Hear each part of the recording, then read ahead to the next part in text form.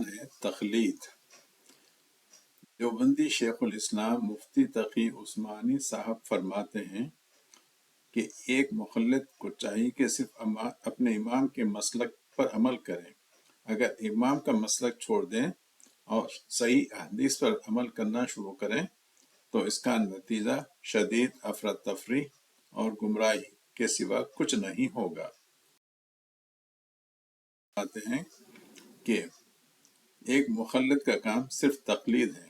اگر اسے کوئی حدیث اپنے امام کے مسلک کے خلاف نظر آئے تب بھی اسے اپنے امام کا مسلک نہیں چھوڑنا چاہیے۔ اس کا کام صرف یہ ہے کہ ہر حال میں اپنے امام مجتہد کے قول پر عمل کریں۔ اگر انہیں کوئی حدیث امام کے قول کے خلاف نظر آئے تو اس کے بارے میں سمجھیں کہ اس کا صحیح مطلب میں سمجھ نہیں سکا۔ اس تحریر سے یہ واضح ہو گیا کہ ان کے نزدیک امام کی مخالفت میں قرآن و حدیث پر عمل کرنا گمراہی ہے، جبکہ اس کے برعکس قرآن و حدیث کی مخالفت میں امام کے قول پر عمل کرنا عین حق اور صراط مستقیم ہے۔ لا حول ولا قوت الا باللہ۔ اس تو چھوڑ دو مگر اپنے امام کے قول کو مت چھوڑو، اس کو لازم پکڑ لو۔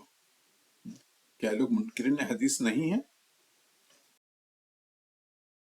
کہ جو آیت ہے اتخذوا احبارهم ورهبانهم اربابا من دون اللہ، سورۃ توبہ کی آیت نمبر 36 ہے۔ تو کیا یہ لوگ اس کے مصداق نہیں ہیں؟ No۔ یہ لوگ ان میں یعنی جو یہودی وغیرہ جو سب اپنے ان کو بنا لیے تھے، اپنے مفتیوں کو، اپنے ربانیوں کو رب بنا لیے تھے، تو یہ دیوبندیوں کا حال بھی وہی ہے۔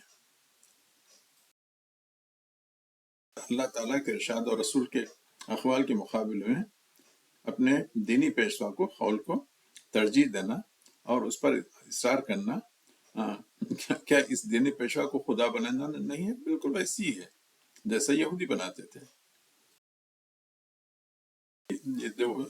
احناف کا یہ اصول ہے جس کو اصول کرخی کہتے ہیں، شاید وہ ہمیں 333 ہجری میں مرا ہے، تو وہ یعنی اس کا اصول ہے ہر وہ آیت جو ہمارے اصحاب یعنی فقہائے حنفیہ کے قول کے خلاف ہوگی اسے یا تو منسوخ سمجھا جائے گا یا ترجیح پر محمول کیا جائے گا، اور اولا یہ ہے کہ اس آیت کی تعبیل کر کے اسے فقہا کے قول کے موافق کر لیا جائے۔ لا حول ولا قوت الا باللہ۔